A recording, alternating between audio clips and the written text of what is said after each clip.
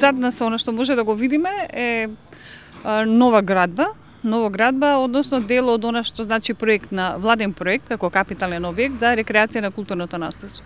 Тоа што на Плаушник исто така голем замав зема возобновувањето на Свети Климентовиот универзитет, овде на Скопската тврдина Кале имаме можност да забележиме како се уништуваат оригинални остатоци откриени во последните неколку години.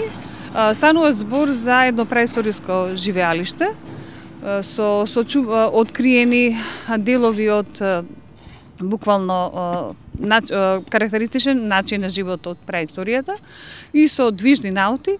Во моментов врз него, врз самиот локалитет се гради музеј, се уништува оригиналот за да може потоа на она што е ново изградено да се направи слика за тоа како изгледало според наша представа, нечија представа, тоа праисториско живеалиште.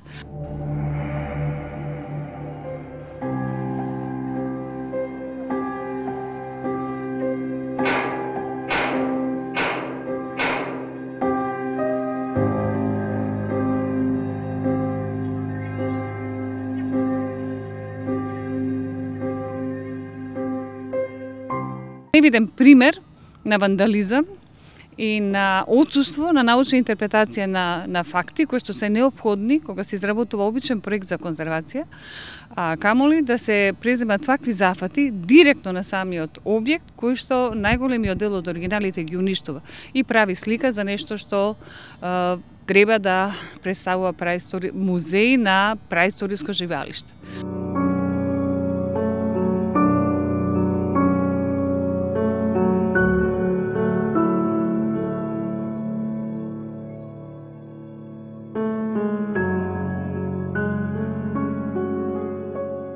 Во светов ваков пример, со вакви зафати апсолутно не е познат.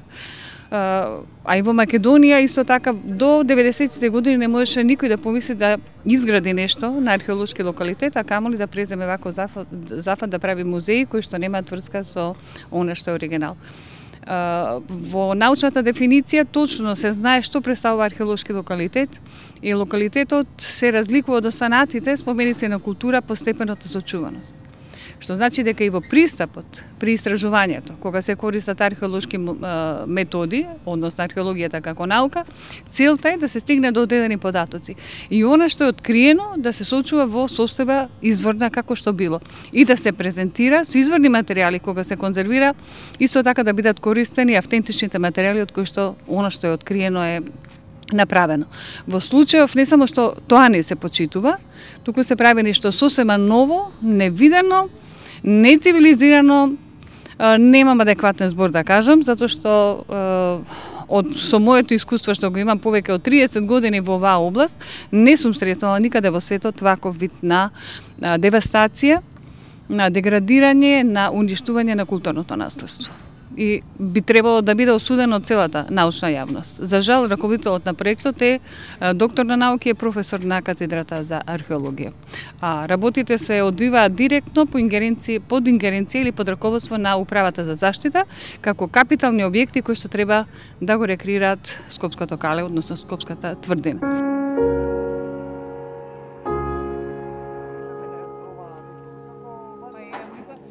Се наоѓаме пред источниот бедем, во фаза е реконструкција на источната порта и дел од улицата која што водела до внатрешноста на тврдината.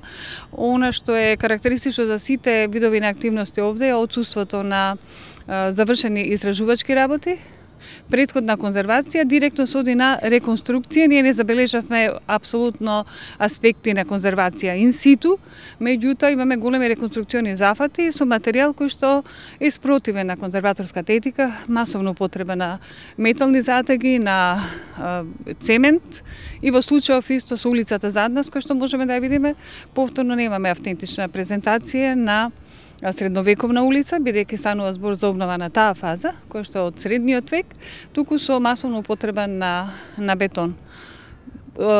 Другиот аспект кој што исто така е неетички е надвор од методологијата на конзервација, што ниту една од реконструираните фази не е обележена.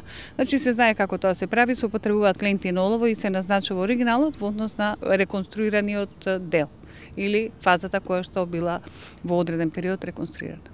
Ова е само еден дел од објектите, затоа што во јавноста беа најавени уште два други кои што треба да се прават и треба да имаат функција на музеи. Иако се сомневам дека црквата која што се гради на југоисточниот агол од тврдината ќе биде музеј, затоа што и тоа е исто така еден од неадекватните примери и доколку биде музеј. И уште еден треба да биде на овој овде северозападен агол, музеј на исламската култура, бидејќи се откриени остатоци од тој период.